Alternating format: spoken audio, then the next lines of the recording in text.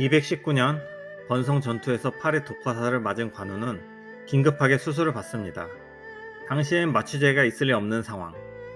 관우는 태연하게 바둑을 두면서 술을 마시고 고기를 먹으며 수술을 받습니다. 상처를 째서 뼈에 독을 긁어내는 수술. 고통이 극심했을 것으로 짐작이 됩니다. 관우는 아무렇지 않게 태연하게 수술을 받았으며 화타는 이 수술을 신속하게 집도합니다. 그러나 이 장면은 소설 삼국지 연의의 창작입니다. 관우가 수술을 받은 것은 사실이지만 수술을 한 사람은 화타가 아니었습니다. 그럼 화타는 누구를 고쳐서 그렇게 명성을 떨치게 된 것일까요?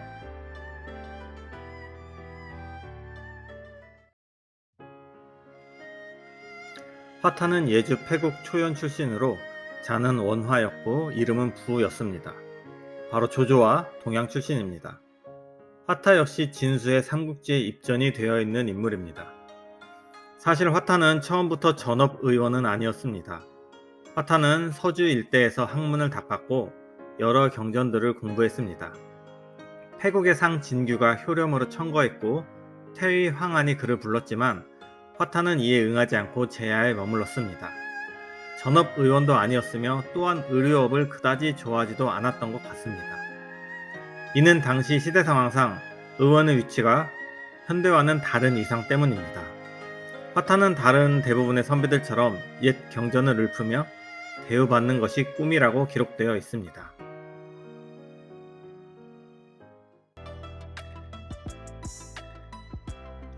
화타 본인은 선비로서 고상하게 살고 싶었지만 아픈 사람들이 자꾸 찾아와 치료를 해달라고 하니 안 해줄 수가 없었습니다. 여기에서 문제는 화타의 의료 실력이 너무 뛰어났다는 점입니다.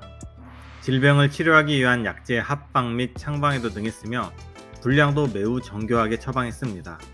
당시에는 대체로 질병을 침 혹은 복약을 통해서 치료했습니다.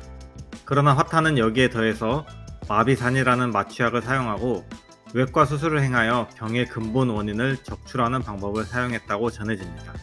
수술이라는 수단을 통해서 병을 신속하게 치료하니 화타는 당시에 신으로 추앙받을 만 했습니다.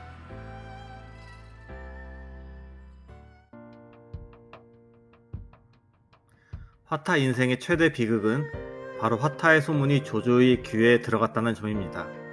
때는 207년 무렵, 조조는 평소에 고질적인 두통에 시달리고 있었습니다. 207년이면 원씨 일가를 소탕해 북방을 평정한 시기이며 적벽대전이 일어나기 전입니다. 긴급한 상황에서 한숨을 돌린 조조는 당시 소문이 자자한 화타를 수시로 불러서 자신의 두통을 치료하게 했습니다.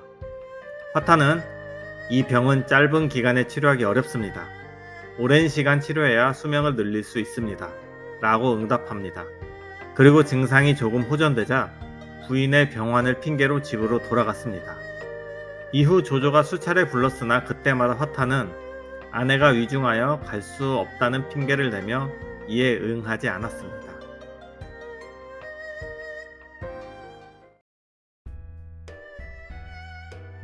조조는 화타가 자신의 부름을 지속적으로 거부하자 이를 수상히 여겨 군현의 관리에게 화타를 살펴보도록 합니다.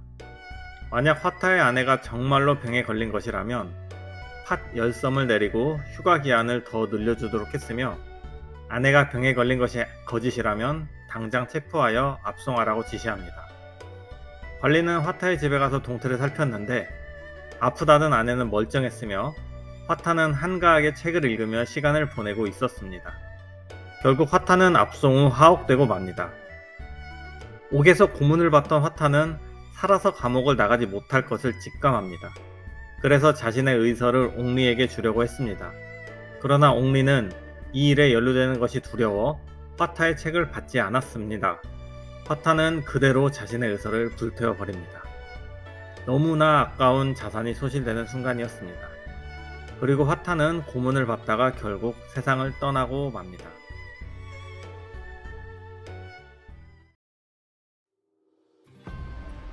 화타가 하옥되어 있던 당시에 순욱은 조조에게 화타의 의술은 매우 뛰어납니다. 사람의 목숨이 달려있는 일이니 그를 용서해야 합니다. 라고 하며 화타의 구명을 청합니다. 그러나 조조는 청하에는 이런 쥐새끼 같은 자가 없어야만 하오 라고 대답하며 결국 화타를 처형했습니다. 화타가 죽은 이후에도 조조의 두통은 사라지지 않았습니다. 이에 대해 조조는 화타는 이 병을 치료할 수 있는데 나의 병을 고쳐 스스로를 높이려고 했다. 내가 이 사람을 죽이지 않았어도 끝내 나를 위해 이 병의 근원을 잘라버리지는 못했을 것이다. 라고 하며 화타를 폄하했습니다. 아마도 조조는 두통을 한 번에 완치시켜 줄 수 있는데 일부러 그때그때 증상만 치료해 자신의 몸값만 높이려고 한다고 생각한 듯 싶습니다. 그리고 얼마 후 조조의 아들 중에서 조충이 중병에 걸립니다. 조충은 조비, 조창, 조식 형제와는 엄마가 다른 배다른 아들입니다. 나이는 조식보다 4살이 어리지만 워낙 총명해서 조조가 자신의 후계자로 점 찍어줬던 인물입니다. 그런 조충이 유중해지자 조조는 화타를 죽이는 게 아닌데 그 때문에 이 아이가 죽는구나 라고 하며 땅을 치고 후회합니다. 이때 맏아들 조비가 조조를 위로했습니다.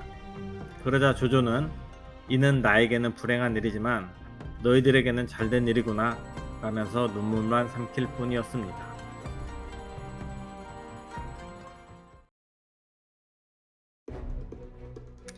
그럼 여기에서 다소 궁금해지는 대목이 있습니다. 왜 화타는 조조의 부름에 응하지 않아서 죽음을 자초했을까요? 정말로 조조의 의심대로 고칠 수 있는 질환인데 일부러 시간을 끌어서 자신의 몸값을 높이려 한 것일까요? 먼저 조조의 부름에 응하지 않은 이유는 당시 시대 상황을 살펴봐야 합니다. 당시에는 의료인의 지위가 현대처럼 높지 않았습니다. 경전을 공부해 관직으로 진출하는 것이 당시 선비들의 최고 목표였으며 의료를 업으로 삼아 생업에 종사하는 것은 하찮게 여겼습니다. 그럼 조조가 화타를 어떻게 대우했을지 짐작해 볼 수 있습니다. 과연 조조는 화타를 선생님, 의원님 하면서 우대를 했을까요? 조조는 화타를 일개 중인으로 대하며 무시와 명령으로 일관했을 것이며 안 그래도 의업을 그다지 좋아하지 않았던 화타에게 이런 대우는 참기 힘들었을 것입니다. 또한 당시 조조의 두통은 결코 가볍지 않았습니다. 207년경 조조를 괴롭혔던 두통은 220년 조조가 죽을 때까지 일생을 두고 괴롭힙니다.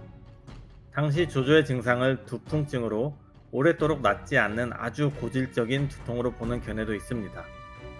당시 조조가 할 수 있는 최선의 선택은 경전 공부의 긍지가 높은 화타를 선비로 극진히 대접하여 곁에 머물게 하며 장기간 치료하는 방법입니다. 그러나 조조는 화타를 선비로 대접하지도 않았으며 자신의 질환 치료를 위해 시간과 노력을 쏟지도 않았습니다. 화타가 죽은 연도는 208년, 관우가 팔을 수술받은 연도는 219년. 화타는 관우의 팔을 절대 수술할 수 없었습니다. 전설적인 신의 화타를 등장시켜 관우의 의연함을 배가시키려고 했던 놔간 중의 극적 연출이었습니다. 뛰어난 의술로 당대 명성을 떨쳤지만 조조에게 미움을 사 아쉽게 생을 마감한 인물, 신의 화타의 이야기였습니다.